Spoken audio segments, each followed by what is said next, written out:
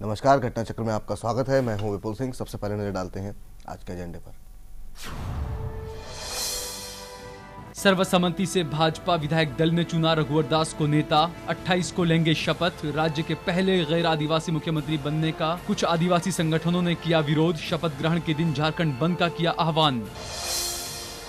जम्मू कश्मीर में सरकार गठन की कोशिश जारी, लेकिन मुख्यमंत्री को लेकर फंसा पेंच। पीडीपी और बीजेपी से राज्यपाल ने मांगा सरकार बनाने का प्लान। और बार बार हार से कांग्रेस नेतृत्व में समीक्षा बैठक। पार्टी की हिंदू विरोधी छवि बनने से क्या वाकई परेशान हैं राहुल गांधी? तमाम खास मेहमान हमारे साथ मौजूद हैं इस तमाम मुद्दों पे बातचीत करने के लिए। लेकिन ये चर्चा आगे हम बढ़ाएं उससे पहले जरा आपको सुनाते हैं क्या कुछ कहा रघुवर दास ने जब वो राज्यपाल के पास पहुंचे अपनी सरकार का दावा पेश करने के लिए। और साथ ही साथ आपको वो भी हम बयान सुनाते हैं जिस तरीके से आज विरोध प्रदर्शन हुआ, क्या कुछ वजह थी विरोध प्रदर्शन की। ये दोनों बयान आपको सुनाते हैं। मैं विश्वास दिलाना चाहता हूं कि जिस आकांक्षा के अनुरूप इस राज्य को जन्मदाता श्रद्धेय अटल बिहारी वाजपेयी जी, जिनका हमने कल जन्म दिवस मनाया और संकल्प लिया, 3-5 वर्षों के अंदर भारतीय जनता पार्टी के नेतृत्व में राष्ट्रीय जनतांत्रिक गठबंधन जो जनता की आकांक्षाएं हैं, उस आकांक्षाएं को हम पूरा करेंगे और विकास और सुशासन इस राज्य की पहली प्राथमिकता रहेगी। कि इन 14 वर्षों में जो झारखंड भ्रष्टाचार में डूबी हुई थी, तो अब झारखंड भ्रष्टाचार मुक्त झारखंड का निर्माण और पारदर्शी शासन हमारी प्राथमिकता रहेगी। और खास करके हमारे जो आदिवासी भाई बंधु है, दलित है, पिछड़ा वर्ग है, अल्पसंख्यकों को विकास में हम भागीदार बनाकर इस राज्य को एक विकसित राज्य की श्रेणी में लाने का काम हम सब मिलकर करेंगे। अब इसके अलावा बाकी के क्या कुछ बयान आए हैं वो भी जरा आप सुनिए जरा।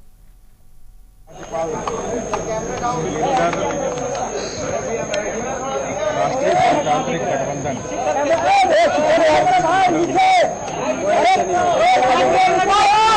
28 तारीख को 11 बजे शपथ ग्रहण का समय दिया गया।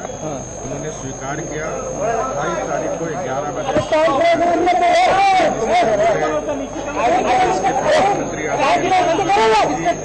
राष्ट्रीय अध्यक्ष हमारे पार्टी के साथ साथ केंद्रीय मंत्रीगण और राज्यों के मुख्यमंत्री भी।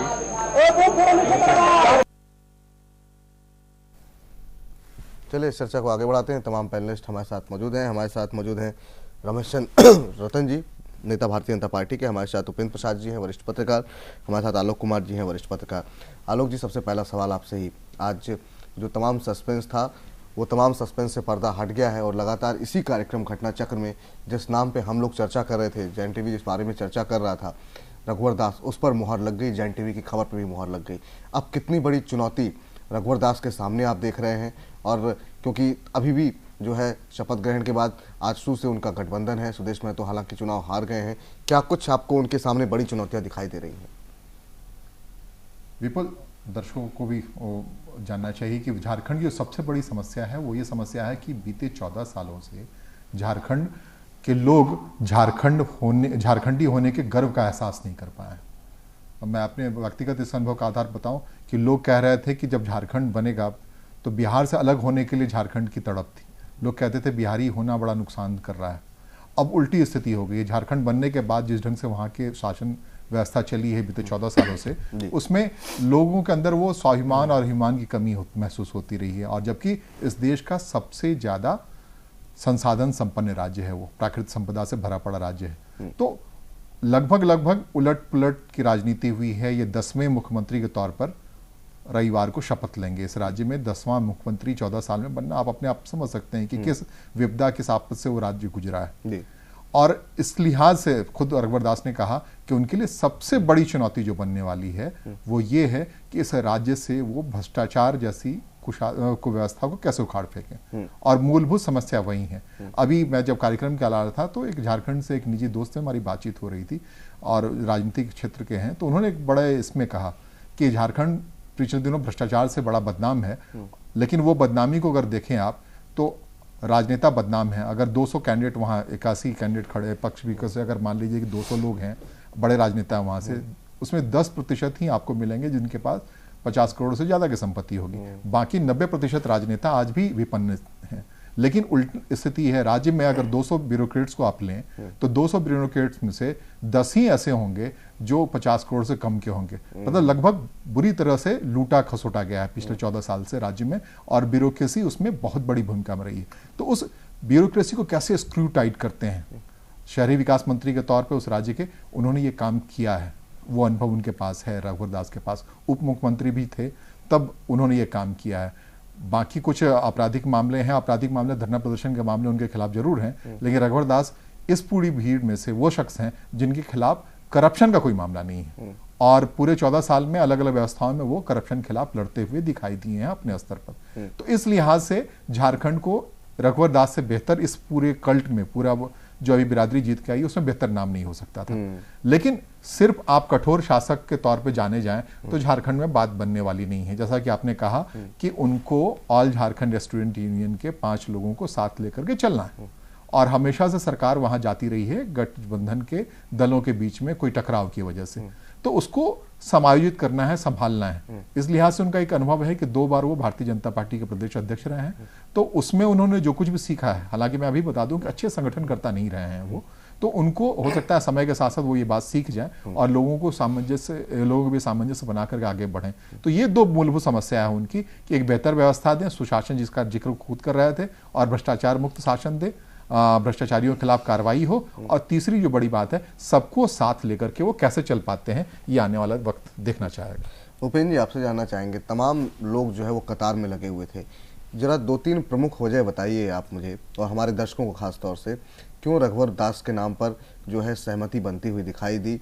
आपसे एक बात ये भी जानना चाहेंगे क्योंकि गैर आदिवासी पहली बार मुख्यमंत्री बना है, निश्चित रूप से इसको लेकर के झारखंड बीजेपी के अंदर भी तमाम लोग लामबंद हो रहे होंगे, और इस बीच तमाम सोर्सेस के हवाले से ये भी खबर आ रही थी कि गृह मंत्री राजनाथ सिंह जो हैं वो सीपी सिंह के नाम की पैरवी कर रहे थे कि उनको मुख्यमंत्री बनाया जाए, लेकिन नज़दीकी जो थी वो अमित शाह से रघुवर दास की थी, और अमित शाह पहले ही ये मन बना चुके थे। ये तमाम, हालांकि ये जो खबरें आ रही हैं ये सोर्सेस के हवाले से हैं, अटकलबाजी भी हो सकती है। आप रघुवर दास को क्यों चुना गया, ऐसी प्रमुख वजह क्या देख रहे हैं? अभी देखिए, जैसा कि उन्होंने कहा आलोक जी ने कि जो जमात है उसमें इनसे बेहतर नाम कोई नहीं था, और बेहतर शब्द का शायद कुछ और शब्द का इस्तेमाल उन्होंने किया होगा, लेकिन मेरा ये कहना है कि उनके जैसा सटीक अभी कोई नहीं था। मतलब सटीक देखना पड़ेगा कि एक तो सीनियरिटी में, तो सीनियरिटी के हिसाब से भी वो अन्य नेताओं पर भारी पड़ रहे थे, क्योंकि अर्जुन मुंडा चुनाव हार गए थे। अर्जुन मुंडा अगर रहते तो फिर चुनने में थोड़ी समस्या आ सकती थी कि अर्जुन मुंडा को चुने कि रघुवर दास को चुने। अगर अर्जुन मुंडा को नहीं चुनते तब ये जो विरोध हो रहा है इसका मायने होता, क्योंकि अर्जुन मुंडा जब जो व्यक्ति मुख्यमंत्री रह चुका हो और उसको आप नहीं चुन रहे हैं, तब जवाब तो देना पड़ेगा कि भाई आखिर अर्जुन मुंडा को आपने चुना क्यों नहीं। तो वह जवाब देना भारतीय जनता पार्टी के लिए बहुत मुश्किल हो जाता। लेकिन चूंकि मुंडा हार गए थे तो फिर इनके सामने कोई चुनौती ही नहीं थी। ये उप मुख्यमंत्री रह चुके हैं और प्रदेश के 2 बार अध्यक्ष रह चुके हैं। अध्यक्ष भी दोनों बार कब रहे? 2005 में जब भारतीय जनता पार्टी विधानसभा के चुनाव का सामना कर रही थी उस समय इनको बनाया गया। 2009 में जब विधानसभा का चुनाव का सामना कर रही थी उस समय बनाया गया। भारतीय जनता पार्टी को जो भी सफलता मिली उसके बाद जब सरकार बनी तो सरकार में उप मुख्यमंत्री बनाया गया। तो इस तरह से इनका इस्तेमाल चुनाव के पहले किया गया। इसका मतलब है कि इनकी एक जरूर अपील रही होगी। वो अपील इनके व्यक्तित्व के कारण रही होगी या इनके क्लास या जाति के कारण रही होगी, लेकिन भारतीय जनता पार्टी ने इनका दोनों बार चुनाव के ऐन वक्त पर अध्यक्ष बनाया ताकि ज्यादा से ज्यादा वोट पाए जा सके। तो ये सुटेबिलिटी भी थी। तो इसके कारण हमें लगता है कि इनके अलावा कोई दूसरा था नहीं। एक सरयू राय का नाम आ रहा था, एक सीपी सिंह का नाम आ रहा था। सीपी सिंह एक बार स्पीकर रह चुके हैं, और जैसा कि इन्होंने कहा, लेकिन एक ओवरऑल जब आप पूरे देश की राजनीति करते हैं, राष्ट्रीय राजनीति करते हैं, तो आपको एक बैलेंस तो बनाना पड़ेगा। सीपी सिंह के बनाने पर ये जो ट्राइबल वाला मामला है यह और भी गर्म होता, क्योंकि ये तो ओबीसी हैं, सीपी सिंह ओबीसी भी नहीं है। फिर आरोप लगता भारतीय जनता पार्टी नेतृत्व पर कि भाई आप तो अगली जाति का बना रहे हैं, आप अगली जातियों की पार्टी है, आप ब्राह्मणों की पार्टी है, आप ठाकुरों की पार्टी है। एक पड़ोस में रमन सिंह ठाकुर है मुख्यमंत्री, हरियाणा में भी एक राजपूत कैटेगरी के ही व्यक्ति को मुख्यमंत्री बना दिया गया है। ब्राह्मण मुख्यमंत्री बनाया गया महाराष्ट्र में, तो एक जाहिर है कि आप उस व्यक्ति को भी अलग वर्ग के को बनाइए, किसी शेड्यूल कास्ट को बनाइए, किसी शेड्यूल ट्राइब को बनाइए, किसी ओबीसी को बनाइए। अगर शेड्यूल ट्राइब का आप नहीं बना रहे हैं क्योंकि आपके पास उस कैलिबर का लीडर नहीं है। अगर शेड्यूल ट्राइब को भारतीय जनता पार्टी बना भी देती तो समस्या ये थी कि फिर जो 14 साल से जो चल रहा है वो चलता रहता। ये ब्यूरोक्रेट किस चीज़ का फायदा उठा रहे थे? ये जो मुख्यमंत्री बन रहे थे, इन मुख्यमंत्रियों की नासमझी का फायदा उठा रहे थे। उनके अनुभव, उनके पास जो अनुभव का अभाव था उसका फायदा उठा रहे थे। तो आप फिर एक किसी तरह से एक शेड्यूल ट्राइब को किसी को लाकर खड़ा कर देते जिसके पास कोई अनुभव नहीं है, फिर वह समस्या रहती। तो भारतीय जनता पार्टी के पास शेड्यूल ट्राइब को किसी को चुन लेना सिर्फ सांकेतिक प्रतिनिधित्व देने के लिए वो कोई बहुत अच्छा विकल्प नहीं था, क्योंकि एक ऐसा व्यक्ति चाहिए जिसके पास अनुभव हो, और अनुभव रघुवर दास के पास था। तो इसीलिए वो सीपी, हमें तो नहीं लगता है कि राजनाथ सिंह ने उनके नाम की पैरवी की होगी, क्योंकि राजनाथ सिंह भी एक सीजन पॉलिटिशियन है, भारतीय जनता पार्टी के राष्ट्रीय अध्यक्ष रह चुके हैं और वो जानते हैं, राष्ट्रीय राजनीति को जानते हैं। उनको पता है कि बिहार में चुनाव लड़ना है, बिहार से सटा हुआ ही है झारखंड। अगर किसी सीपी सिंह को बनाते या सरजू राय को ही बना सकते थे, वो भी बहुत कॉम्पिटेंट और सक्षम व्यक्ति हैं, वो भी ठाकुर हैं, तब उसका इस्तेमाल ये लोग लालू यादव, नीतीश कुमार करते कि भाई देखो वोट लेता है ओबीसी का, वोट लेता है शेड्यूल कास्ट का, वोट लेता है शेड्यूल ट्राइब का, और तो आप बनाता है मुख्यमंत्री, उसको बनाता है। तो फिर ये कहना चाह रहे हैं कि जब ये चुनाव हुआ ये रघुवर दास का, तो न सिर्फ झारखंड का भविष्य देखा गया, न सिर्फ झारखंड को ध्यान में रखा गया, बल्कि बिहार के चुनाव को भी ध्यान में रखा गया। हाँ, बिहार के चुनाव को ध्यान रखा गया, उत्तर प्रदेश में चुनाव ना उसको भी ध्यान रखा गया। भारतीय जनता पार्टी ने पूरे अपनी जो राष्ट्रीय राजनीति है वो सबका ध्यान रखा होगा, क्योंकि उसे अलग अलग मुख्यमंत्री बनाना है तो अलग अलग उसको कम्युनिटी, अलग अलग जो वर्ग है उसके लोगों को रखना पड़ेगा। हो सकता है कहीं और बिहार में उसकी सरकार बने, हो सकता है किसी अपर कास्ट को, किसी ब्राह्मण को बना दे मुख्यमंत्री। उपेंद्र जी, आपके विश्लेषण से पड़ोस के सुशील मोदी घबरा रहे होंगे, उनको लग रहा हो कि उनके वर्ग का एक व्यक्ति तो बन गया झारखंड में, पड़ोस में तो वो अब बात बनेगी नहीं उनकी। संभव है, लेकिन सवाल उठता है कि बिहार में आप किसी को प्रोजेक्ट करके चुनाव लड़ने नहीं जा रहे। अब हमें लगता है कि भारतीय जनता पार्टी ने नीति बना ली है कि किसी को प्रोजेक्ट करने से बेहतर है कि मोदी के नाम पर ही चुनाव, नरेंद्र मोदी के नाम पर चुनाव लड़ा जाए। उस जाति के व्यक्ति को आपने झारखंड में बना दिया तो जाहिर तौर पर वो जाति का नंबर अब चला गया। तो अगर उनको राष्ट्रीय राजनीति का पूरा समग्रता में देखना है भारतीय जनता पार्टी को, तो उसका तो ख्याल रखना ही पड़ेगा कि अगर झारखंड में आपने किसी ओबीसी को बना दिया, ओबीसी में जो वैश्य कम्युनिटी का ओबीसी हैं, और ये मोदी भी हैं, सुशील मोदी भी वैश्य कम्युनिटी के ओबीसी ने, हालांकि नहीं है सुशील मोदी अपर कास्ट मारवाड़ी हैं, वो राजस्थान से माइग्रेटेड व्यक्ति हैं जो जिनकी जाति ओबीसी में नहीं आती है, लेकिन फिर भी पॉलिटिकली चूंकि अपर कास्ट के लोग जो 4 ही जाति के लोग वहां पर कास्ट माने जाते हैं, उसके अलावा सबको लोग मान लेता है ओबीसी है, तो वो जबरदस्ती को ओबीसी का जो स्टेटस है उनके ऊपर थोप दिया गया। फिर भी वो बेस्ट कम्युनिटी से हैं, उनको बनाना अब भारतीय जनता पार्टी के लिए आसान नहीं होगा। रमेश चंद्र जी से हम सवाल करते हैं। रमेश जी, तमाम कारण हमने सुने, हमारे जो 2 विश्लेषक पत्रकार बंधु हैं कि क्यों चुना गया रघुवर दास जी को। आपसे भी ये मेरा सवाल रहेगा और साथ ही साथ ये भी सवाल रहेगा, जिस तरीके का विरोध प्रदर्शन आज देखने को मिला, प्रधानमंत्री मोदी के पुतले जलाए गए, रघुवर दास जी के पुतले जलाए गए, और जिस तरीके से शनिवार को एक बंद का आह्वान भी किया गया है कि सांकेतिक बंद का, और कहा गया है कि गैर आदिवासी मुख्यमंत्री बर्दाश्त नहीं किया जाएगा। आपको लगता है कि अभी शपथ ग्रहण से पहले ही जो राह है वो जो है काफ़ी कठिन होती जा रही है? विपक्ष एक तरीके से अभी से सक्रिय हो गया, क्योंकि एक बड़ा तमाम दल ऐसे हैं जो कि आदिवासियों की ही राजनीति करते हैं। आपके लिए विधानसभा में मुश्किलें खड़ी होने वाली हैं इस कदम से? और सबसे पहली बात तो यह है कि विपुल जी, जो 14 वर्ष पहले जो जिस तरह से झारखंड का भारतीय जनता पार्टी के द्वारा ही जो है जन्म हुआ, और वहाँ का, चूँकि मैं भी पिछले दिनों प्रभारी रहा हूँ, देश के संसाधन, जो प्राकृतिक संसाधन हैं, वहाँ कई बार देख करके करीब से पता चला कि जो जहाँ संसाधन है वहीं का आदमी गरीबी भुखमरी से पीड़ित है, और वहाँ चौमुखी डेवलपमेंट, वहाँ की विकास की धारा के लिए एक ऐसा कदम भारतीय जनता पार्टी द्वारा लिया गया। और जहाँ तक मुख्यमंत्री बनाने की रघुवर दास जी की जो बात है, रघुवर दास, चूँकि सबसे बड़ा बात भारतीय जनता पार्टी की जो सोच है मजबूत और स्थिर सरकार देने की है, और मजबूत स्थिर सरकार देने के लिए संगठन से लेकर के सरकार तक का जो गहरा अनुभव है वो रघुवर दास जी के साथ है। और विकल्प जो है इससे बेहतरीन मेरे ख्याल से, चूँकि संगठन को भी उन्होंने एक बार नहीं 2 बार संगठन की एक प्रमुख भूमिका अदा की है। सरकार में भी जिस तरीके से डिप्टी सीएम से लेकर के जहाँ भी शहरी विकास मंत्री और सारा स्वरूप जो संजोया है, ये निश्चित ही अनुभव के साथ पार्टी की एक अच्छी सोच बनी। और दूसरा, जहाँ तक आदिवासी वाली बात है, वहाँ की परसेंटेज के मुताबिक किसी कास्ट बेसिस पर जहाँ भारतीय जनता पार्टी समरसता का भाव देख रही हो, जहाँ कांग्रेस आज एहसास कर रही हो धर्म, जाति और पंथ के आधार पर वो अपने को असहनीय महसूस कर रही है, तो भारतीय जनता पार्टी की सोच में इस चीज़ का हम लोग कंडेम करते हैं कि आदिवासी या किसी न बनने पर ऐसा जो विरोध प्रकट करना, ये डेमोक्रेटिक सिस्टम के विरोध में है। और भारतीय जनता पार्टी इस चीज़ की परवाह नहीं करती। और निश्चित ही ये क्षणिक स्वरूप है। ये धर्मनिरपेक्ष जो देश है, धर्मनिरपेक्ष देश में जो है ऐसा नहीं हो सकता किसी जाति विशेष के आधार पर किसी राजनीतिक सत्ता का जो है स्वरूप संजोया जाए, ये कतई औचित्यपूर्ण नहीं है। और रहा जहाँ तक मैं बड़े विश्वास के साथ कह रहा हूँ, रघुवर दास जी का जो बनाना वो बहुत ही मजबूत और स्थिर सरकार देंगे। वहाँ का विकास का जिस तरीके से इसका जन्म हुआ झारखंड का, उसी जन्म में जो लोगों की आकांक्षा है विकास की धारा और जो मोदी जी का विजन है, उस विजन को परिपूर्ण करने में बहुत ही सक्षम व्यक्ति है। एक सवाल मेरा आपसे ये भी है कि अगर जिस तरीके की स्थितियां वहाँ पर बन रही हैं, आपने हरियाणा में एक एक्सपेरिमेंट किया, कामयाब रहा गैर जाट का, महाराष्ट्र में भी आपने इसी तरह का एक्सपेरिमेंट किया, वहाँ पर किसी तरह का विरोध प्रदर्शन देखने को नहीं मिला।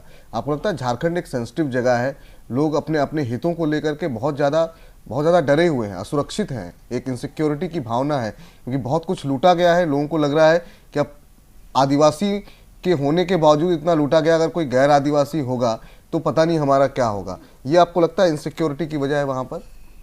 देखिए, आदिवासी के स्वरूप को लगभग 22.5% के समथिंग जो है वहाँ है।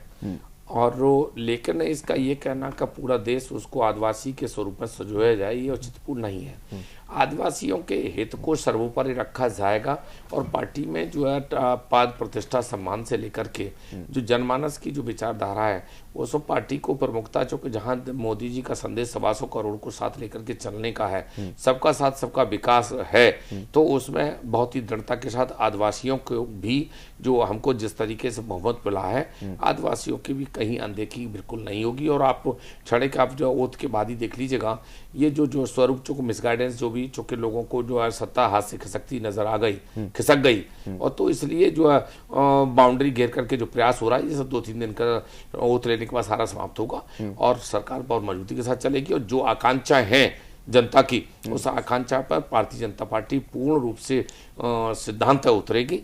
और चूंकि एजेंडा विकास, विजन और विश्वास के आधार पर ही, चाहे 2014 हो, चाहे हरियाणा महाराष्ट्र हो, और चाहे जम्मू कश्मीर और ये जो झारखंड का मामला है, निश्चित ही खरे उतरेंगे। इसमें कोई, ये सब समाप्त हो जाएगा 2-3 दिन का। आलोक जी, ये विपुल, मैं थोड़े अपने अनुभव के आधार बताऊं कि जब झारखंड का पहला मुख्यमंत्री बनाया जा रहा था, तय किया जा रहा था, उस समय करिया मुंडा एक विकल्प के तौर पर थे और बाबूलाल मरांडी एक विकल्प के तौर पर आए, और वहां के कुछ लोग भी थे जो स्थानीय विधायक थे। लेकिन उस समय भी यही मंथन चला, जब हम आप यहाँ बैठ के बात कर रहे हैं, गैर आदिवासी हो आदिवासी हो, ये माना गया था कि चूंकि आदिवासियों की आदिवासी के नाम पे ये राज्य बना है तो आदिवासी मुख्यमंत्री। भारतीय जनता पार्टी ने उसमें बहुत गंभीरता से मामले को लिया था, और इस इतनी गंभीरता से लिया था कि मैं आपको बताऊं कि आदिवासियों में संथाल संप्रदाय के, संथाल आदिवासियों की तादाद सबसे ज्यादा है, और सबसे बड़ी, भारत में सबसे बड़ी अगर कोई आदिवासी वर्ग है तो संथाल जाति का है। तो संथाल जाति के होने के वजह से ही बाबूलाल मरांडी को दिल्ली में,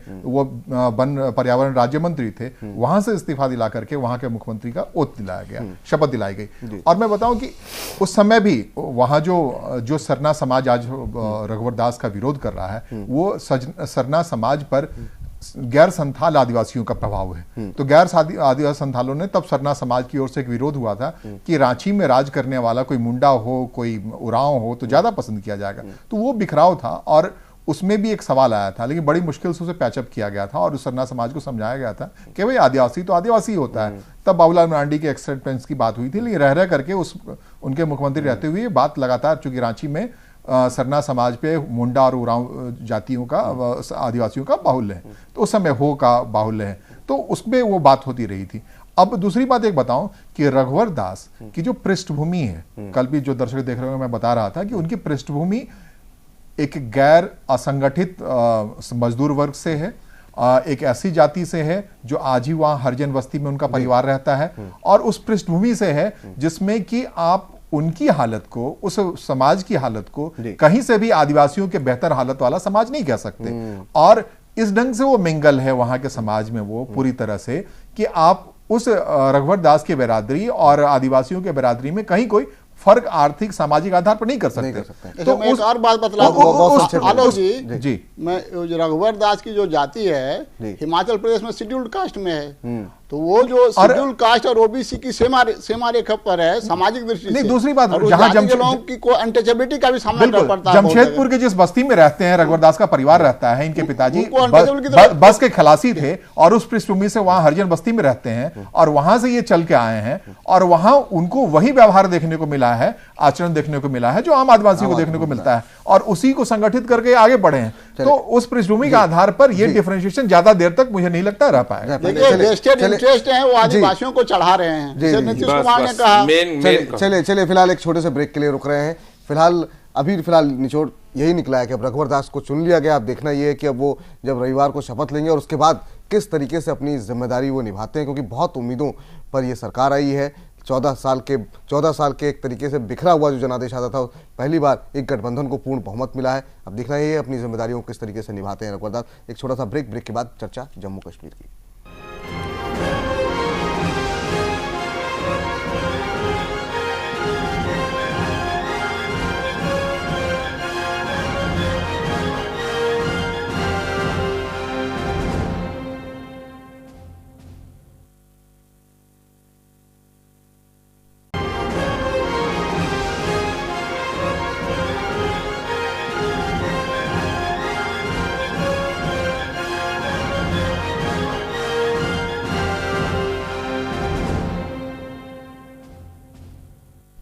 घटना चक्र में ब्रेक के बाद आपका स्वागत है। तमाम खास मेहमान हमारे साथ लगातार बने हुए हैं। एक और खास मेहमान हमारे साथ जुड़ चुकी हैं, नीता मिश्रा जी, नेता कांग्रेस पार्टी की। लेकिन इस चर्चा को आगे बढ़ाएं और जम्मू कश्मीर का हम रुख करें, उससे पहले जरा जिस तरीके से पेच फंसा हुआ है जम्मू कश्मीर का, उसको लेकर के बीजेपी अपनी दावेदारी छोड़ भी नहीं रही है और लगातार ये कह रही है कि सरकार बनाने के सभी विकल्प खुले हुए हैं। क्या कुछ डेवलपमेंट हुआ ये भी आपको सुनाएंगे, लेकिन उससे पहले जो जम्मू कश्मीर के 2 पर्यवेक्षक नियुक्त किए गए हैं, अरुण जेटली साहब और अरुण सिंह साहब, इन दोनों के बयान आपको सुनाते हैं, उसके बाद इस चर्चा को आगे बढ़ाते हैं। जितने भी विधायक हैं सभी विधायकों से बात हुई, एक करके भी विधायकों से बात हुई, सबके साथ भी मिलकर बात हुई। और जैसा कल माननीय जेटली जी ने कहा कि 3 चीज़ों को ध्यान में रख करके आगे चीज़ें बढ़ रही हैं। पहला कि जम्मू कश्मीर की एकता और अखंडता, देश की एकता और अखंडता नंबर 1। नंबर 2 जम्मू कश्मीर का विकास, डेवलपमेंट। और थर्ड जो है वहाँ पे है कि रीजनल बैलेंसेस, दोनों रीजन को बैलेंस मेंटेन किया जाए। इन्हीं के आधार पे को रख करके आगे बातचीत हो रही है और मुझे पूरा विश्वास है कि सरकार बनेगी। सारे विकल्प खुले हैं, सरकार बनना सुनिश्चित है, इतना तय है। देश की एकता, सॉवरेनिटी, दूसरा डेवलपमेंट, विकास, और तीसरा रीजनल बैलेंस, क्षेत्रीय संतुलन। इन तीनों आधारों के ऊपर पार्टी अपनी भूमिका निभाएगी। Some inaccurate reports have appeared. Therefore, I would only urge you not to go by reports which are not accurate. सरकार बनना तय है, ये कहना था अरुण सिंह साहब का। अरुण जेटली भी इशारा इस बात का ही कर रहे हैं, लेकिन बार बार सवाल यही उठ रहा है कि आखिर में आंकड़े आएंगे कहाँ से। सवाल ये भी उठ रहा है कि कुछ दिन पहले खबर इस तरह की थी कि नेशनल कॉन्फ्रेंस के साथ बीजेपी की बातें चल रही हैं। खबर ये भी थी कि उमर अब्दुल्ला ने अपना लंदन जाने का कार्यक्रम 25 दिसंबर का कैंसिल कर दिया और यहाँ पर अमित शाह और अरुण जेटली से मुलाकात की। हालांकि इस बात को बीजेपी की तरफ से भी मना किया गया और बाद में उमर अब्दुल्ला की तरफ से भी कहा गया कि उनका कार्यक्रम 27 तारीख का है। अब ये कहा गया बीजेपी और पीडीपी में बातचीत चल रही है और अब इस दौरान खबरें आई हैं कि पीडीपी मुख्यमंत्री पद से कोई समझौता नहीं कर सकती है और इस बीच राज्यपाल की तरफ से पीडीपी और बीजेपी दोनों से कहा है कि आप अपने अपने प्लान बताएं, किस तरीके से आप सरकार बनाएंगे। तमाम पैनलिस्ट हमारे साथ मौजूद हैं। हमारे साथ नीता मिश्रा जो है मौजूद हैं, नेता कांग्रेस पार्टी की, रमेश चंद्र रतन जी हैं नेता बीजेपी के, उपेंद्र प्रसाद जी हैं वरिष्ठ पत्रकार, आलोक कुमार जी हैं वरिष्ठ पत्रकार। इस बीच आपको बता दें उमर अब्दुल्ला की तरफ से भी एक बयान आया है। उमर अब्दुल्ला ने कहा है कि उन्होंने लिखित में पीडीपी को समर्थन नहीं दिया है। उन्होंने कहा मौखिक तौर पर उन्होंने समर्थन देने की बात कही थी, लेकिन लिखित में वो समर्थन उन्होंने नहीं दिया है और अभी उनकी ऐसी कोई योजना भी नहीं है। तो एक तरीके से जो दांव उमर अब्दुल्ला ने पहले खेला था उसको ट्वीट करके उन्होंने एक तरीके से वापस ले लिया है। तो स्थिति बहुत पेचीदा फंसी हुई है। रमेश चंद्र रतन जी, कैसे आप देख रहे हैं जम्मू कश्मीर में, आप वहाँ पर इस पूरे चुनाव के दौरान मौजूद रहे, अभी जो स्थिति है क्या कर रही है बीजेपी? दिल्ली में आपके पास नंबर, सबसे बड़ी पार्टी आप जब बनते हैं तो कहते हैं कि जोड़ तोड़ की राजनीति नहीं करेंगे। जम्मू कश्मीर में लोगों को समझ में नहीं आ रहा है 25 सीटों के साथ आप सरकार बनाएंगे कैसे? एक तो विपुल जी, जम्मू कश्मीर जो है जी, वहाँ दल बदल कानून लागू नहीं होता, क्योंकि सबसे बड़ा तो यही इश्यू है वहाँ।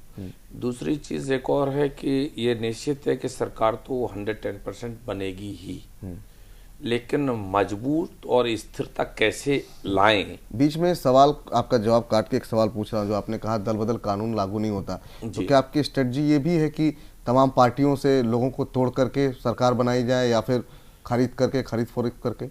देखिए, एक बात बड़ा दृढ़ता के साथ भारतीय जनता पार्टी खरीद फरोख्त या तोड़ने में विश्वास कतई नहीं रखती। पार्टी की विचारधारा के साथ लोगों, अभी आपको लगातार चैनल पर दिखाया भी गया है कि सबसे पहले जो वहाँ जो सिस्टम है रीजनल प्लस एकता और अखंडता, उसको जो बरकरार, जो कश्मीरियत है उसको बरकरार रखा जाएगा। और दूसरी चीज, चूंकि खरीद फरोख्त वाली पॉलिटिक्स का भी बीजेपी इस चीज को पसंद नहीं करती, लेकिन क्योंकि हमारे साथ जो इंडिपेंडेंट वाले और कुछ वैसे लोग मिलकर के, हमारा पार्ट, हम मिलकर के लार्जेस्ट स्वरूप हमारा बन रहा है। तो लार्जेस्ट बन रहा है तो उसमें भी चौकस सोच ये तैयार हो रही है कि भाई स्थिरता और मजबूती कहाँ कैसे डेवलप होगी। तो हमारे पर्यवेक्षक और जो एक सिस्टम है, प्रोसेस है, उसमें इसी चीज को तलाशने में लगे पड़े हैं और तलाश करके इसका हल निकलेगा। और क्योंकि जो वहाँ के लोगों की जो, हालांकि मैंडेट जो है खिचड़ी डिस्टर्ब हुआ है, लेकिन क्योंकि उस मैंडेट में ये भी नहीं कहा जा सकता, क्योंकि मैं तो बहुत करीब से 1.5 महीने रह करके वहाँ पाया है कि लोगों की बड़ी उम्मीद आकांक्षाएं भारतीय जनता पार्टी से है। और भारतीय जनता पार्टी 37, जहां जम्मू की 37 सीटों में से हम पूरा 25 लेकर के आए हैं, सबसे बड़ा मैंडेट हमको मिला है। और चाहे वो जो बेली में किसी भी स्वरूप में डिस्टर्ब हुआ है, लेकिन जम्मू की 37 सीट, 3 पार्ट है वहाँ, 4 लेह लद्दाख में है, 46 उसका जो है श्रीनगर में है, जिसे बेली बोलते हैं, और 37 जो है हम जम्मू में है। 37 जो है, और यहाँ सबसे बड़ा, वहां भी जाकर के देखें तो वहाँ जम्मू कश्मीर में ये भी बहुत बड़ा डिस्प्यूट है। जम्मू लेह लद्दाख, ये बताइए सरकार के बारे में बताइए। सरकार तो निश्चित बनना तय है। देखा वही तलाशा जा रहा है कि स्थिरता मजबूती कहाँ कैसे आए और विकास का स्वरूप कैसे सजोया जाएगा, क्योंकि जनता की जो आकांक्षाएं हैं वो मोदी जी के विकास पर है।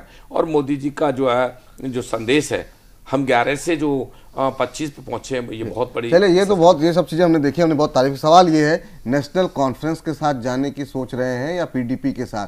अगर पीडीपी के साथ जाएंगे तो जो उसका पीडीपी का स्टैंड रहा है वो बीजेपी के स्टैंड से बिल्कुल अलग है। तो क्या बीजेपी अपने सिद्धांतों से समझौता करके सरकार बनाएगी, एक बात, या फिर नेशनल कॉन्फ्रेंस जिसको कि बाप बेटे की सरकार कह के क्रिटिसाइज किया गया, उससे समर्थन लेके सरकार बनाएंगी? आखिर में डील चल कहाँ रही है सर? ये सवाल मेरा है, सरकार बनेगी कैसे, ये तो बताइए। कोalition गवर्नमेंट का जो सिस्टम है वो मिनिमम जो है प्रोग्राम डिसाइड होकर के ही चलेगा।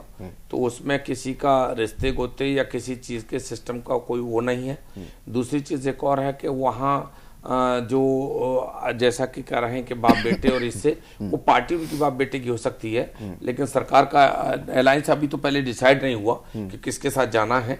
ये दोनों जगह परिवारवाद तो है ही नहीं, तलाशा जा रहा है परिवारवाद। देखिए, जम्मू कश्मीर धर्म, जाति, पंथ, ये सारी खेती वहाँ उगी हुई है पहले से, वो देन है। तो अब उसको उसी के बीच में से रास्ता तलाशने का, बेहतरीन मजबूती स्थिरता का रास्ता होगा, वो तलाश करके जल्दी ही 1-2 दिन में डिसीजन आ जाएगा। चलिए जरा कांग्रेस की भी राय लेते हैं, उसके बाद जो हमारे 2 वरिष्ठ पत्रकार हैं उनसे बातचीत करेंगे।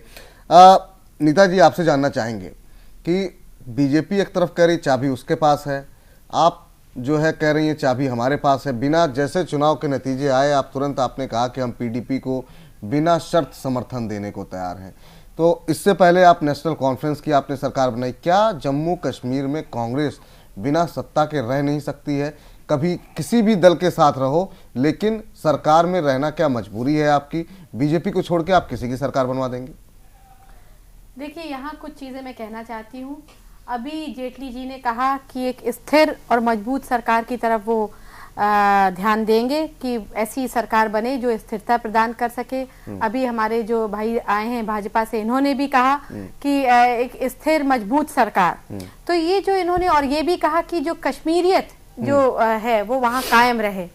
ये कुछ चीजें ये कहने के बावजूद ये पता नहीं मैं नहीं समझ पा रही कि हर प्रदेश में एक कोई उसका एक लोकल कैरेक्टर होता है, चाहे वो कास्ट के रूप में करा जाए, चाहे रिलीजन के रूप में, चाहे भाषा के रूप में। जैसे कि यहाँ खट्टर जी को बना दिया सीएम हरियाणा में, जबकि जाट अपनी पार्टी का बताइए आप जरा। पूरी बात पे मैं आती हूँ। झारखंड में उन्होंने नॉन ट्राइबल, इसी प्रकार से यहाँ पर आकर लोगों से वादा करके गए कि हम यहाँ हिंदू चीफ मिनिस्टर देंगे। तो द वेरी फैक्ट कि इस तरह की बात इन्होंने शुरू में कही, हिंदू, तो कहां से अब ये किस आधार पर स्थिरता, मजबूती, अखंडता वाली बातें किस आधार पर कर रहे हैं? उनसे भी हम फिर से सवाल कर लेंगे। आप कांग्रेस पार्टी का बताइए, क्या आप सत्ता के बिना नहीं रह सकती? दूसरी बात, जिस दावे के साथ ये आज कह रहे हैं कि सरकार तो बनना निश्चित है, ये सरकार अवश्य बनाएंगे, वैसे ही जैसे 44 मिशन की बात करी थी इन्होंने।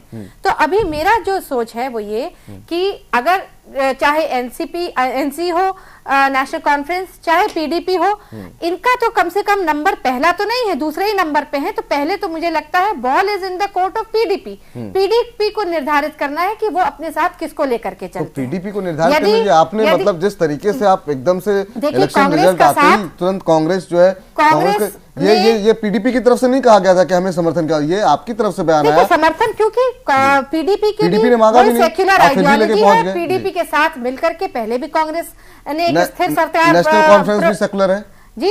नेशनल कॉन्फ्रेंस के साथ क्या दिक्कत थी? नेशनल कॉन्फ्रेंस के साथ कांग्रेस को कोई दिक्कत नहीं थी। उमर अब्दुल्ला जी को, चीफ मिनिस्टर जी को, जो भी उनको आगे का जो उन्होंने सोचा, फ्यूचर को किस तरह से सोचा, और कुछ ऐसा उन्होंने अपनी रणनीति बनाई कि अभी से अलग हो लेते हैं, जिस भी कारण से आगे वो उसको एनकैश करना चाहते थे। आपकी पार्टी के गुलाम नबी आजाद कहते हैं कि अगर नेशनल कॉन्फ्रेंस के साथ नहीं होते तो हमें और ज्यादा फायदा होता। आप कह रही हैं कि जम्मू कश्मीर नेशनल कॉन्फ्रेंस ने यह फैसला लिया, तो ये अब विरोधाभासी बयान तो आ ही रहे। मैम देखिए, कोई भी चीज इस समय पूरी तरह से ये कहना कि उनके साथ जाने से ज्यादा स्थिर सरकार बनेगी या फला अगर मिल जाए, इस समय मुझे लगता है जो जरूरी है कश्मीर के को ध्यान में रखते हुए वहां की जो स्थिति है कि एक प्रेसिडेंट रूल नहीं लागू होना चाहिए। स्थितियां जो बन रही है, ऐसा भी लगता है कि कहीं राष्ट्रीय शासन ना हो जाए, जिसकी कोई नहीं चाहता कि वहां ऐसा हो। तो अभी कांग्रेस का भी इसमें रोल होता है, बिल्कुल होता है। अगर नेशनल कॉन्फ्रेंस और पीडीपी चाहे तो मिलकर के हम एक अच्छा सेक्युलर सरकार वहां दे सकते हैं, और पहले कांग्रेस ने मिलकर के दोनों पार्टियों के साथ। आलोक जी, आपसे एक रिएक्शन लेना चाहेंगे। आप बताइए कि अब आपको संभावनाएं सबसे ज्यादा किसकी लग रही है? बीजेपी में दो धड़े हैं। एक धड़ा ये चाह रहा है कि अगर पीडीपी के बजाय नेशनल कॉन्फ्रेंस के साथ डील होती है तो उसमें बीजेपी की भूमिका बड़े भाई की होगी, बीजेपी आसानी से अपना मुख्यमंत्री रख सकती है, और जो 5-6 लोग इनको बाहर से समर्थन देने आ रहे हैं, और साथ में अगर एनसी का समर्थन मिल जाता है 15 विधायकों का, तो बीजेपी का काम आसानी से हो जाएगा। अब आप कैसे देख रहे हैं? अगर पीडीपी के साथ जाएगी तो पीडीपी मुख्यमंत्री पद भी मांग रही है, और साथ ही साथ 6 साल तक मतलब चेंज होने की कोई गुंजाइश नहीं दिखाई दे रही है, और सैद्धांतिक मतभेद भी है दोनों पार्टियों में। आप कैसे देख रहे हैं? विपुल, अपने पैनल में मौजूद बीजेपी के व्यक्ति ने ही बड़ी बात कह दी कि और अपनी मंशा भी जता दी उस तरीके से कि दल बदल विरोधी कानून वहां लागू नहीं है। और दूसरे परिप्रेक्ष्य में आप देखें तो जो भी कैंडिडेट वहां जीत के आए हैं, 87 लोग जो जीत के आए हैं, वो सब अलगाववाद जो वहां एक धारा है उसकी खिलाफत के साथ खड़े होकर के आए हैं, और सब के सब राष्ट्रीय परिदृश्य में अपनी जगह को लेकर के उसकी पैरवी करते हुए आए हैं। तो अब आप समझ लीजिए, एक और जहां 87 लोग हैं उसमें इसमें कोई मतभेद नहीं है कि वो अलगाववादी के खिलाफ हैं, इसमें कोई मतभेद नहीं है कि वो राष्ट्रीय मुखधारा से जुड़े हुए लोग हैं। अब उनके बीच में और एक बड़ी बात है कि उन पर दल बदल विरोधी कानून लागू नहीं होता है। और अब तक एक और बात रही है कि केंद्र में जिसकी सरकार रही है उसी के प्रभाव में वहां की सरकारें चलती रही हैं। तो आप सीधा सीधा समझ सकते हैं कि इसमें अब कांग्रेस का गेम तो ओवर है। कांग्रेस अपने 12 लोगों को इकट्ठा रख पाए, ये उनके लिए चुनौती हो सकती है, क्योंकि वो 12 लोग जम्मू के उस इलाके से बिलोंग करते हैं जहां पे लोग किसी वजह से, उम्मीदवारों की से नाराजगी की वजह से बीजेपी के साथ नहीं आया और उनका मिशन 44 रह गया। रही बात कि घाटी में नहीं मिला इनको कोई वोट और वहां से 28 महबूबा मुफ्ती एक सूत्री तरीके से लेके चली आई। अब महबूबा मुफ्ती अगर कह रही है कि भारतीय जनता पार्टी तमाम सिग्नल्स दे रही हैं, उनको पता है कि केंद्र के अधीन ही उन्हें काम करना है, तो वो लगातार सिग्नल दे रही है, तो इसमें पीडीपी के साथ सरकार बनेगी। अब इसमें कोई दो राय बची नहीं है। उपेंद्र जी, बहुत संक्षेप में जो है आपसे एक टिप्पणी, उसके बाद हम सीधे जो है चलेंगे अगले मुद्दे की ओर। आप किसकी सरकार बनती देख रहे हैं, क्या आपको समीकरण दिखाई दे रहे हैं? बहुत संक्षेप। देखिए, वहाँ मामला इतना ज्यादा संश्लिष्ट है, जटिल है कि अभी कुछ कहना बहुत कठिन है, क्योंकि अलग अलग कॉम्बिनेशन बन रहा है। एक कॉम्बिनेशन जो नेताजी ने कहा कि कांग्रेस, पीडीपी और नेशनल कॉन्फ्रेंस, उसमें कांग्रेस की भूमिका महत्वपूर्ण होगी। लेकिन समस्या यह है कि पीडीपी चाहेगी कि हम बीजेपी के साथ ही सरकार बनाएं, क्योंकि बीजेपी की केंद्र में सरकार है। तो अब पूरा का पूरा मामला पीडीपी पर डिपेंड करता है। नेशनल कॉन्फ्रेंस ने भी पहले बोल दिया था कि बोल रहे कि हमने लिख कर नहीं दिया था, लेकिन मौखिक रूप से तो बोले थे कि या तो वो हमको फोन करें, अब मैं उनको मेरे फोन को उठाएं। तो अगर पीडीपी यह चाह ले कि वो नेशनल कॉन्फ्रेंस के साथ हाथ मिला करके सरकार में आए, तो ये बहुत कठिन नहीं होगा। कांग्रेस भी तैयार है, नेशनल कॉन्फ्रेंस को कांग्रेस तैयार कर लेगी। भविष्य तो अधर में हो जाएगा ना फिर रीजनल पॉलिटिक्स में। अगर दो वहां पर धड़ हैं, एक अगर दोनों लोग मिलकर के, ये तो ठीक वैसे होगा बीजेपी कांग्रेस मिलकर सरकार बना ले, गैर केंद्र की सरकार बनेगी फिर। नहीं, वहाँ असल बात है कि ये दोनों जो है, ठीक है, जिस तरह से कांग्रेस और बीजेपी में कंट्राडिक्शन है, वही कंट्राडिक्शन है पीडीपी में और फारूक अब्दुल्ला में, अब्दुल्ला परिवार में। लेकिन दिक्कत है कि मुफ्ती परिवार और अब्दुल्ला परिवार के बीच हमें नहीं लगता है कोई सैद्धांतिक मतभेद है। ये दोनों, उसका कोई जो संबंध है, जो मतभेद है, पूरी तरह से वो निजी है। अलग अलग स्वार्थ है उसके कारण व्यक्तिगत। चलिए एक छोटा सा ब्रेक ले रहे हैं हम यहाँ पर। देखना ये है कि जो तमाम पेच उलझे हुए हैं किस तरीके से सुलझते हैं, आने वाले दिनों में देखने को मिलेगा। एक छोटा सा ब्रेक, और ब्रेक के बाद क्या हिंदू विरोधी छवि से परेशान हो रही है कांग्रेस, क्या ये जानने की कोशिश कर रही है कांग्रेस, इस पर चर्चा एक छोटे से ब्रेक के बाद।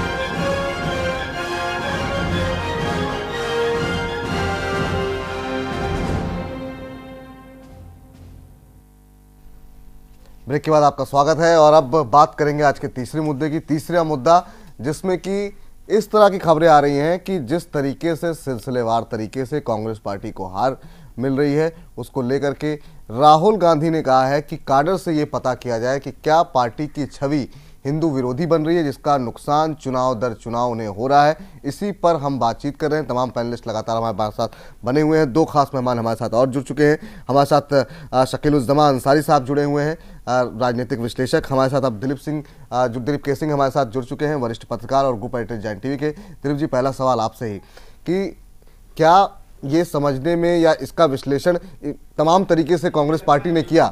ये सवाल हमें नेताजी से पहले पूछना चाहिए, कांग्रेस पार्टी के नेता हैं, कि ये जो समझने का राहुल गांधी प्रयास कर रहे हैं कि क्या पार्टी हिंदू विरोधी है, इसका फीडबैक लिया जाए तब उनको समझ में आएगा कैडर से। देखिए, ये तो एक जिस तरह से पिछले 6-8 महीने में जो डेवलपमेंट्स हो रहे हैं इस देश में, जिस तरह से पोलराइज किया जा रहा है जनता को, उससे क्या ये स्वाभाविक है कि इस तरह का प्रश्न, और ये बड़ी चिंताजनक बात है। नेताजी, कांग्रेस पार्टी के नेतृत्व को ये कैडर से सवाल पूछ के फीडबैक लेके तब समझना चाहिए कि ये क्या पार्टी की छवि हिंदू विरोधी है। मेरा जो सवाल, दो हैं इसमें सवाल। आखिर जो कांग्रेस पार्टी की क्या जो सोशल, जो सामाजिक सोच है, सरोकार है, उससे कांग्रेस पार्टी अलग हो चुकी है क्या? नहीं, ये आपने इस आधार पे सिर्फ कैडर से ये पूछना चाहिए। ये तो मेरी समझ में एक बहुत ही डेमोक्रेटिक तरीका है किसी भी पार्टी को चलाने। यहाँ इलेक्शन नहीं हो रहा है, यहाँ पे इलेक्शन तो नहीं हो रहा, लेकिन अगर कोई ऐसे विचार उत्पन्न होता है, कोई ऐसी सोच आगे आती है, तो एक बार को आदमी भ्रमित होता है कि कहीं ऐसा तो नहीं कि मैं ये सोच अकेले मेरे ही ऐसी पैदा हो रही है। तो अगर उन्होंने अपने जनरल सेक्रेटरीज को बुलाया और ये बात ये चिंता व्यक्त की, तो ये वाकई में ये चिंता का विषय है जी। एक चीज बताइए, एक छोटा सा सवाल मेरा है, क्या अगर पार्टी के कैडर ये कहते हैं कि हाँ आपकी सोच सही है, तो क्या ये सेकुलरवाद को लेकर के कांग्रेस जो बातें कर रही थी क्या उससे बदल जाएगी? सेकुलर पार्टी हमेशा थी और अडिग रहेगी आगे क्या बदलेगी सोच पर। पूछने का सवाल वो मतलब नहीं, ये जो शकील साहब, क्या कांग्रेस पार्टी के लिए या किसी भी पार्टी के लिए ये जो छवि बनती है, किसी भी पार्टी लिए, यहाँ कांग्रेस पार्टी चूंकि सवाल उठा है इसलिए, ये जो छवि है या जो सोच है, इसका क्या लगता है कोई सामाजिक सरोकार से अलग हो जाने के कारण ये सोच बन रही है?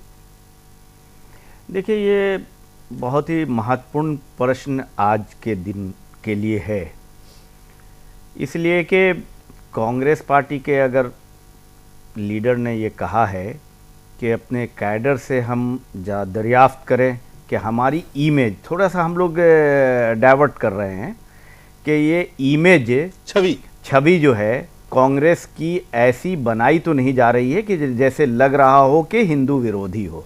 इसलिए कि देखिए, सबसे पहले जो हार के विश्लेषण के लिए एक कमेटी का गठन किया गया था एंटनी जी के नेतृत्व में, तो उनकी रिपोर्ट को तो सीक्रेट रखा गया, लेकिन कुछ बिंदुओं की ओर जनता के बीच गई थी या प्रेस को दिया गया था। उसमें भी आप नोट कीजिए, बड़ा महत्वपूर्ण विषय था कि एंटनी जी ने कहा था कि जो हम लोगों को मतलब प्रो मुसलमान होने की वजह से ये उठाना पड़ा है, नुकसान को उठाना क्या कांग्रेस पार्टी प्रो मुस्लिम है? तो वो उनका वो बयान आया था, जिसके बाद ये मैं एक बात कह रहा हूं, अब रहा किसी भी पॉलिटिकल पार्टी को कोई प्रो होना, कांग्रेस तो हमेशा ये दावा करती रही है कि वो सभी लोगों की रिप्रेजेंटेटिव है, चाहे वो हिंदू हो, मुस्लिम हो, सिख हो, ईसाई हो, सेकुलर हो, गैर सेकुलर हो, उस सबको रिप्रेजेंट करती है जो कांग्रेस पार्टी। लेकिन अभी के सिचुएशन, मैं 2 मिनट अपनी बात पूरी कर लें, इसलिए कि टाइम भी कम है, तो फिर पूरी बात कर लें। हाँ, तो वो किसी भी पार्टी को अपना एक इमेज ब्रेक करना पड़ता है। जो कांग्रेस पार्टी एक सेकुलर पार्टी का इमेज लेके चल रही है, जैसे बीजेपी को अपना एक सर्टेन इमेज है, उस इमेज से उनको फायदा होता है या नुकसान होता है। अब सवाल यह है कि वोट का जो इस मुल्क के अंदर जो वोट का रेशियो है या आबादी का रेशियो है, उसमें हिंदू कम्युनिटी का वोट लगभग समझिए कि 70-80% के बीच में है, अदर माइनॉरिटीज और दूसरे लोगों का वोट उसके कम ही है। तो वैसी परिस्थितियों में आज जो देश को कम्युनलाइज बनाने का प्रयास काफी दिनों से चल रहा था, उसका रिजल्ट क्या इलेक्शन में जो दिखा है, वो हर पार्टी के लिए एक सवालिया निशान है कि वो कहीं वो ऐसा ना हो जाए कि वो माइनॉरिटी पार्टी हो जाए तो फिर उसको सत्ता में वापस आना तो मुश्किल है। तो सत्ता में जाने के लिए उसको सभी का रिप्रेजेंटेटिव, जैसे आज बीजेपी का अपना इमेज होने के बावजूद मोदी जी ने कभी नहीं कहा कि हम किसी एक कम्युनिटी की बात करते हैं, वो हमेशा कह रहे हैं हम सबकी बात करते हैं। तो आदमी को इमेज और पार्टी और वोट के अलग अलग रास्ते हैं। अब कुछ घटनाएं ऐसी जरूर घटी हैं जिसकी वजह से कांग्रेस पार्टी को ये ब्लेम लगता रहा है, शोडो सेकुलरिज्म का ब्लेम या कुछ भी लगता रहा है। और दूसरी दुर्भाग्यपूर्ण ये है स्थिति कि माइनॉरिटीज के लोग भी समझते हैं कि उनके लिए कांग्रेस पार्टी ने जितनी दृढ़ता से कदम उठानी चाहिए थी, मजबूती से उठानी चाहिए थी, उन्होंने नहीं उठाई। तो कांग्रेस पार्टी के लिए आज तो बड़ा समझिए दोनों तरह का प्रॉब्लम है कि एक बड़ी कम्युनिटी समझे कि ये प्रो मुस्लिम्स हैं, मुस्लिम समझें कि हमारे लिए भी कुछ नहीं हुआ है। तो ये एक अगर सोच बनाने की आवश्यकता है तो बनानी चाहिए कि एक्चुअली है क्या, और कांग्रेस की जो सिद्धांत सेकुलरिज्म सबको लेके चलने की सिद्धांत थी, वो सिद्धांत पर आज भी कायम है या नहीं। चलिए नीता जी कुछ करना चाहती है। मैं बस यही कहना चाह रही हूँ कि जैसे कांग्रेस पार्टी हमेशा हर वर्ग को, हर धर्म, हर जाति को साथ लेके चली है। कभी आप जाइए तो यूपी के जैसे प्रदेशों में जाइए तो दलितों की पार्टी भी कहीं सभी वर्गों ने आपको छोड़ दिया, ठीक है। ट्राइबल्स के लिए भी कांग्रेस हमेशा अगर सबको साथ लेके चले, सब आपको छोड़ क्यों दिए? नहीं, तो उसी कड़ी में मैं कहना चाहती हूं, जिसके प्रो होने की बात कर रहे हैं वो भी आपको छोड़ दे, जो दूसरी तरफ बात कर रहे हैं वो भी आपको छोड़ रहे हैं। यानी आप किसी के साथ नहीं रहे, आपसे सिर्फ सियासी अपना सत्ता का मलाई खाते रहे आप, जब तक उनका इस्तेमाल करके आपको लगा। इसीलिए लोगों में ये सोच बनी होगी कि ना आप किसी के नहीं है। बल्कि उल्टा मैं आज यही आपसे कहना चाह रही हूँ कि ये सोच जो है, जो अब बनाई जा रही है कि एंटी हिंदू, मेरा तो दूसरा सवाल है, हिंदू जो इमेज अब बनाई जा रही है ये वाकई किसी ने बनाया है, के तहत हो रही है, किसी ने बनाया है। उपेंद्र जी, क्या ये जब कांग्रेस पार्टी का नेतृत्व असफल हो रहा है, विफल हो रहा है, सफलतापूर्वक पार्टी को नहीं जिता पा रही है, उनके पास कोई नई आइडिया नहीं है, तो वो क्या ये एक नए रणनीति के तहत इस बात को, सवाल को खड़ा करके कि देखिए हम एंटी हिंदू माने जाते हैं इसलिए हम हार रहे हैं, इस तरह की सोच करके कि क्या जो माइनॉरिटी का वोट जो उनके हाथ से निकल चुका है उनको लाने का प्रयास है, या अपने नेतृत्व की विफलता को छुपाने का रणनीति है? इनकी पूरी तरह से समझ गलत है जी। दुर्भाग्य से कांग्रेस के जो 3 शीर्षस्थ नेता हैं, मनमोहन सिंह, सोनिया गांधी, राहुल गांधी, इन तीनों को न तो भारत के समाज की समझ है, न भारत की संस्कृति की समझ है, न भारत की राजनीति की समझ है। तीनों के तीनों हैं जो ग्राउंड रियलिटी को नहीं समझ रहे हैं। कांग्रेस की जो हार हो रही है उसका एक सबसे बड़ा कारण है कि कांग्रेस की छवि ओबीसी विरोधी पार्टी की बन गई है, और ये छवि 1980 से लगातार बन रही है। जब मंडल आयोग की रिपोर्ट को इसने दबा दिया था, इस पर आरोप लगा था कि इसने काका कालेलकर कमीशन की रिपोर्ट को लागू नहीं किया, और ओबीसी की आबादी बहुत ज़्यादा है। अगर 60% हो जाए तो मैं गलत मानूंगा, मजाक मंडल ने 52% कहा है, हो सकता है 60% हो। ये एक साइलेंट मेजोरिटी है जो कि इलेक्शन के रिजल्ट को चेंज कर रहा है, लेकिन एक प्रेशर ग्रुप में, प्रेशर के ग्रुप में एक बहुत कमजोर प्रेशर ग्रुप है। इसमें सिर्फ 3 जातियों को लोग ओबीसी मान लेते हैं, लेकिन ओबीसी सिर्फ 3 जातियां नहीं, इसमें 2000 जातियां हैं, और ज़्यादातर है जो साइलेंट है, मतलब कि नॉन पॉलिटिकल भी हैं, बहुत एक्टिव भी नहीं है, सारा फायदा उठा लिया है यादव कोयरी कुर्मी 3 जातियों ने। तो उसके कारण कांग्रेस को, ये सब जातियां पहले कांग्रेस को वोट देती थी, पिछड़े वर्ग की जो तो आपके सप्रेस जातियां हैं, कमजोर जातियां, 3 जो डोमिनेंट कास्ट को छोड़ दीजिए ओबीसी के, तो जो नॉन डोमिनेंट कास्ट है वो कांग्रेस का वोटर थी, लेकिन मंडल के कारण वो लोग डोमिनेंट कास्ट के साथ जुड़े, उसमें कांग्रेस का सफा होने लगा। फिर कांग्रेस ने कम्युनलिज्म का इस्तेमाल किया 84। तो अभी भी हम बोलते हैं, सीताराम केसरी ने कोशिश की कि हम ये जो कांग्रेस पर जो एंटी ओबीसी का लगा हुआ है दाग उसको मिटा दें। कांग्रेस सीताराम केसरी ने लागू किया, मिटाया भी, फिर बाद में इन्होंने सीताराम केसरी को भी मिटा दिया, फिर सीताराम केसरी का श्राप पड़ रहा है कांग्रेस पर। इसलिए अगर कांग्रेस का जो भी खात्मा हो रहा है देश में, उसका कारण है कांग्रेस का एंटी ओबीसी होना, और इसको इसने सीताराम केसरी के साथ करके, आपको याद होगा नरेंद्र मोदी ने कहा था कि सीताराम केसरी को निकाल के, लेकिन उनका अपराध था कि पिछड़े वर्ग के थे। नेताजी को मैं बता दूं कि नेताजी ने स्वयं कन्फेस कर लिया कि जहां गए वो उसी के हो गए। ये जो दोहरा जो चरित्र था कांग्रेस का, जात धर्म की जो खेती इन्होंने पैदा कर दी थी, और आप उनकी छवि खराब कर रहे हैं, नेताजी तो ये कह रहे हैं, और उसी की उसको जो है रमेश रतन जी, नेताजी आपके ऊपर आरोप लगा रहे हैं कि चुनाव जीतने के लिए आपने कांग्रेस की छवि को खराब करके वो चुनाव जीता है आपने।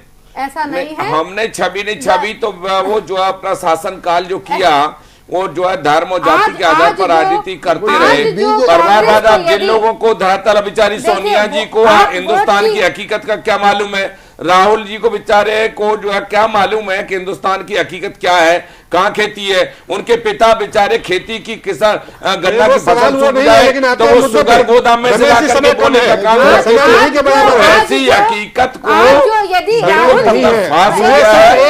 विकास की जो धारा है वो मोदी जी का संदेश है, सबको साथ लेकर के देश सबको साथ लेकर के चलेगा। सामाजिक सरोकार से अलग हो चुकी क्या? नहीं, बिल्कुल नहीं। आज जो चूंकि बहुत पूरा करने दीजिए।